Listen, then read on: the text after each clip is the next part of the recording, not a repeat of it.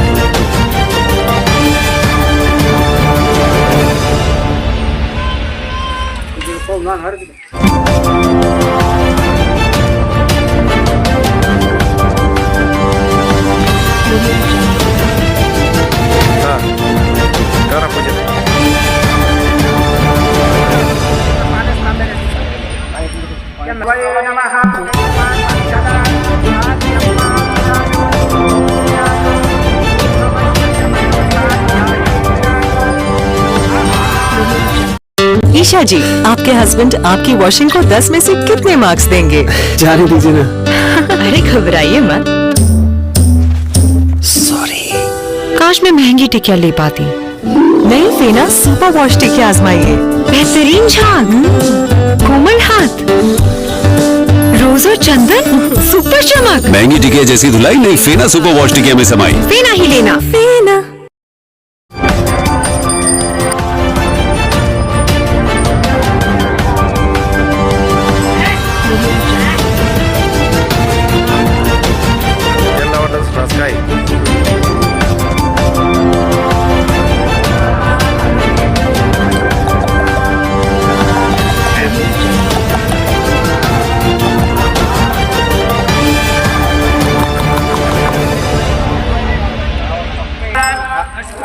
तुम्ही वर आहात.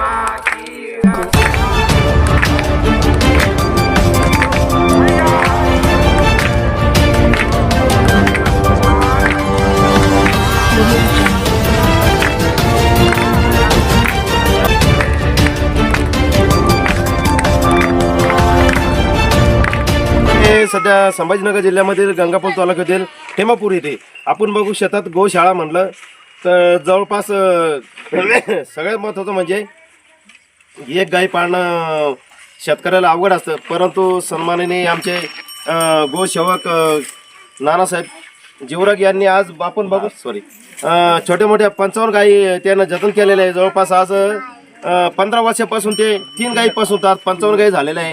आणि आपण बघू शकता मोठ्या प्रमाणामध्ये आज इथं आपल्याला गायी बघायला भेटत आहे. आणि आज गोशाळेचा 8वा वर्धापन असल्यामुळे मोठ्या प्रमाणामध्ये गोभक्त आलेले. आपण बघू शकतात पंचगंगा गोशाळेमध्ये भेट द्यायला आलेले आयलेनगरहून सुदर्शन गोशाळेचे अध्यक्ष. काय सांगा, काय वाटलं इथं आलेलं? नमस्कार. आजचा हा उपक्रम पाहून अतिशय धन्य असं वाटलं. तर या पंचगंगा गोकुळ गोधाम गोशाळेमध्ये नानासाहेब जीवराग यांनी अतिशय उत्तम असा हा एक विधी केलेला आहे. धार्मिक विधी, हिंदू धर्माप्रमाणे गोमातेला जितकं महत्त्व आहे त्यांची सेवा करणं आणि गोमातेला आजच्या काळामध्ये भक्ती करणं आणि गोशाळेला वाढवणं खूप काळाची गरज आहे. कारण गोमातेमध्ये आपल्याला माहिती आहे 33 कोटी देवाचा वास आहे आणि पंचगव्य गोमूत्र, दूध, त्याचं गोमय, त्यानंतर तूप या सर्वांचं पंचगव्यातून मानवी आरोग्य सुदृढ होत आहे. दुधापासून आपल्याला या देशी गाईच्या दुधापासून खूप फायदे आहेत, गोमूत्रापासून फायदे आहेत. अगदी गोमूत्रापासून कॅन्सरसारखे दुर्धर आजारसुद्धा आज बरे होत आहेत. म्हणून गोशाळेला आपल्याला पूर्वीची हिंदू संस्कृतीप्रमाणे गाईला फार महत्त्व आहे. ही गोमाता जेवढ्या पूर्वी गाईच्या संख्येत श्रीमंती मोजली जायची, पण मध्यंतरी आपण हरित क्रांती आणि रासायनिक खतांच्या बाबतीत मोठ्या प्रमाणात अतिवापर झाला आणि शेती भूमी आणि सगळे आजार वाढले, कॅन्सर वाढला. गोमातेची पूजा करून गो आधारित जर शेती केली, सेंद्रिय शेती केली तर निश्चित आपला देश प्रगतीपथावर जाईल, हे निश्चित आहे. आणि हे नानासाहेब जिरवत करतायत, हे श्रमाचं काम आहे खूप. एक गाय आजच्या काळामध्ये देशी गाय दूध कमी देते किंवा तिचा फार फायदा नाही, लोक फायदा म्हणून पाहतात, परंतु या मातेकडे एक परमेश्वरी शक्ती म्हणून गोमाता म्हणून पाहिलं पाहिजे आणि गोमाता वाढवली पाहिजे, तर या विश्वाचं नक्की उद्धार होईल असं निश्चित मला वाटतं. धन्यवाद. काय सांगाल? आज वर्धापन दिनानिमित्त आपण जमलेलो आहोत, तरी आपल्याला गोपालन आणि गोसेवा करण्याची जी संधी आज संपलेली आहे. आज कसाईकडे गाया जातात, त्या सोडून आणून त्याचं पालन केलं जातं, ह्याला फार महत्त्व आहे. आणि गाईच्या आपण जर म्हणतो 33 कोटी देव आहेत, परंतु ते देव तर आहेतच, पण देवाच्या रूपाने जे शेणामध्ये 33 कोटी जीवाणू आहेत आणि ते 33 कोटी जीवाणू हे खरी शेतीचा आत्मा आहे.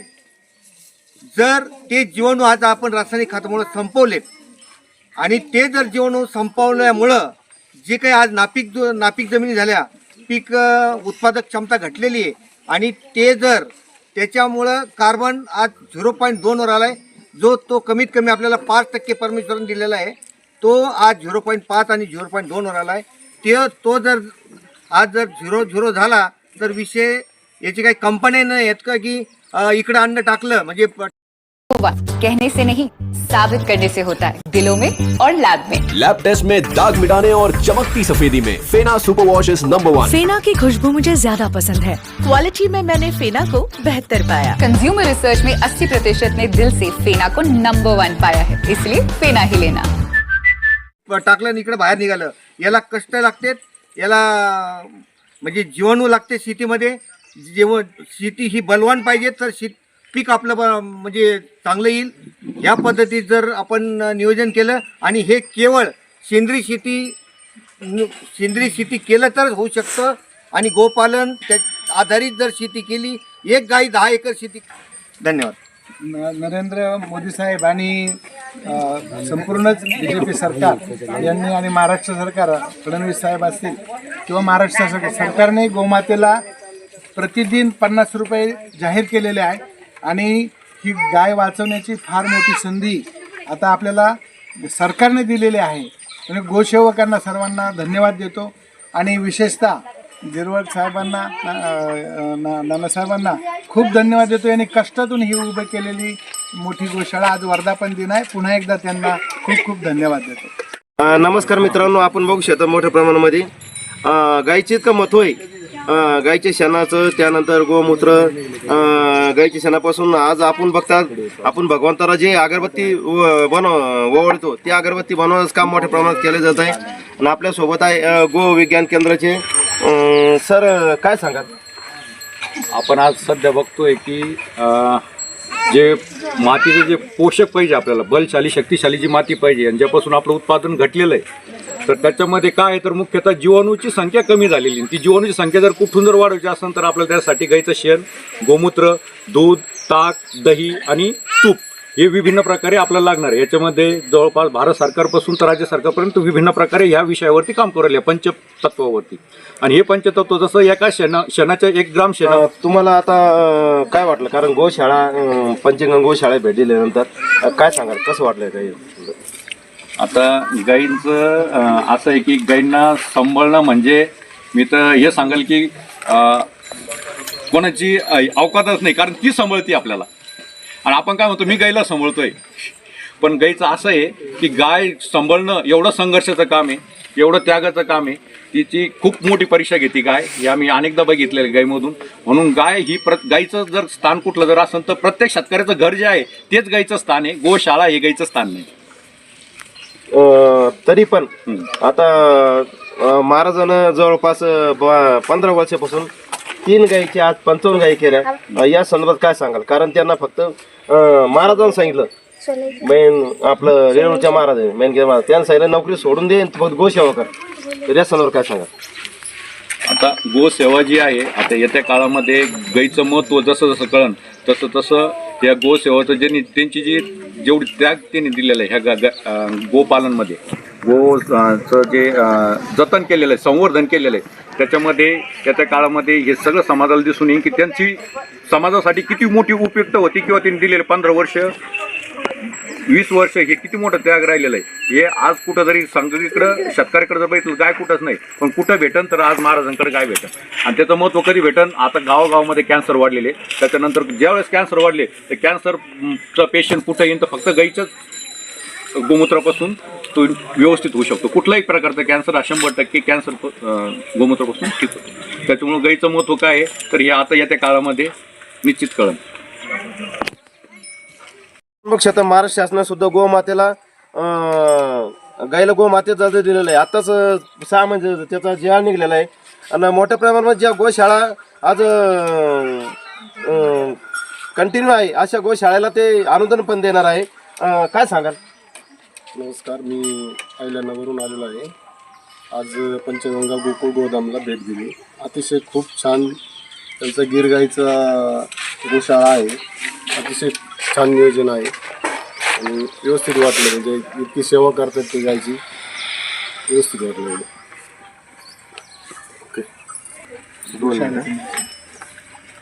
आपण बघू शकतो आपल्यासोबत अहिल्यानगरवरून आलेल्या भापकर मॅडम आहे. काय सांगाल मॅडम, काय वाटलं? मी अहिल्यानगरमधून आलेली आहे आणि या ठिकाणी नानासाहेबांची ही गोशाळा पाहून मनाला खूपच आनंद वाटला, समाधान वाटलं. इथलं प्रसन्न आणि पवित्र असं सकारात्मक वातावरण खरोखरच मनाला भावून गेलं. आणि इतक्या सामान्य परिस्थितीतसुद्धा हे 55 गायींची गोशाळा चालवतात, हे खरोखर अभिनंदनीय आहे. आणि निश्चितच या गोशाळेच्या कृपेने त्यांची प्रगती होणार आहे, त्यांना आरोग्य लाभणार आहे. आणि एक गाई पाळणंसुद्धा खूप मुश्किल असतं, परंतु आज 55 गाया यांनी सामान्य परिस्थितीत पाळलेल्या आहेत. खरं तर ही काळाची गरज आहे की प्रत्येक घरी गावरान गाय असावी. आणि हे जर सर्वांनी मनावर घेतलं तर निश्चितपणे ते कुटुंब आरोग्यदृष्ट्याही सुधारेल आणि त्यांना आनंदही मिळेल. तर या गोशाळेत येऊन खरोखरच खूप आनंद वाटला. आणि आपला हा जो उपक्रम आहे तर हा आजचा विधी जो आहे धार्मिक विधी तोही खूप आवडला. तर मी नानासाहेबांना आणि शासनालाही धन्यवाद देते, कारण आमची ही गोशाळा आहे, आमचेही 70 आमच्याही गावरान गायी आहेत. तर त्या दृष्टिकोनातून शासनाने जे आता अनुदान दिलेलं आहे प्रत्येक गाईमागे 50 रुपये, तर हे निश्चितच शेतकऱ्यांना प्रेरणा देणार आहे. तर शासनाचेही खूप आभार आणि गोसेवकांचेही खूप आभार. आपण बघू शकतात पंचगंगा गोशाळेमध्ये आताच गुरुना गायचा अभिषेक केलेला आहे. काय सांगाल गुरु? या ठिकाणी आज आमचे गावकरी आहेत नानासाहेब भाऊ जीवरक यांच्या पंचगंगा गोशाळेमध्ये त्यांनी दरवर्षीप्रमाणे याही वर्षी गोमातेचा वर्धापन दिन सोहळा साजरा करत असतात ते दरवर्षी. याही वर्षी आम्ही आता सायं पूजनाच्या वेळेस इथं गणपतीवरून पूजन केलेलं आहे. आणि गोमाता ही प्रत्यक्ष लक्ष्मीच्या रूपाने आहे, त्याच्यात 33 कोटी देवतांचा वास आहे. त्यानुसार लक्ष्मीच्या रूपाप्रमाणे गोमातेचा सांगितलेलं आहे. म्हणून त्या ठिकाणी गोमातेला पंचामृताने सदवा याच्याने अभिषेक केला आणि दरवर्षीप्रमाणे विधीपूर्वक आम्ही वर्धापन दिन सोहळ्याचा विधी या ठिकाणी नानासाहेब त्यांच्या याच्यानुसार पार केलेला आहे. आपल्यासोबत आहे जीवरक महाराज. कारण सकाळी 5ला उठून 5 ते जवळपास 1 वाजेपर्यंत महाराज गाईचं सर्व आवरून दूध घेऊन वाळूला जाता, वाळून खेडेपाडी दूध देता आणि दिवसभर 1 वाजताही देता. 1 आल्यानंतर मग वापस दिवसभर काय असेल ते जणील काम मोजकून गाया इकडं चारायला वापस येणं 4 वाजता, वापस 4ला त्या गाईचं दूध काढणं आणि वापस घेऊन जाणं असं त्यांचा दिनक्रम असतो. त्या संदर्भात जवळपास त्यानं 20 महिने नोकरी सोडली. त्यांना महाराजांनी सांगितलं गोशाळेमध्ये गोसेवकाला त्या नोकरी सोडून गोशाळेत पालन चालू केलं। या संदर्भात आपल्यासोबत आहे महाराज, काय सांगाल? हात नका। ओम जगद्गुरु जनार्दन स्वामी मौनगिरी महाराजांच्या आशीर्वादाने व त्यांचेच उत्तराधिकारी अध्यात्म शिरोमणी श्री श्री 1008 महामंडलेश्वर स्वामी शांतिगिरी महाराज यांच्या कृपेनं व माझे वडील संतसेवक हरिभक्तपरायण शेखनाथ महाराज जिवरक यांच्या प्रेरणेनं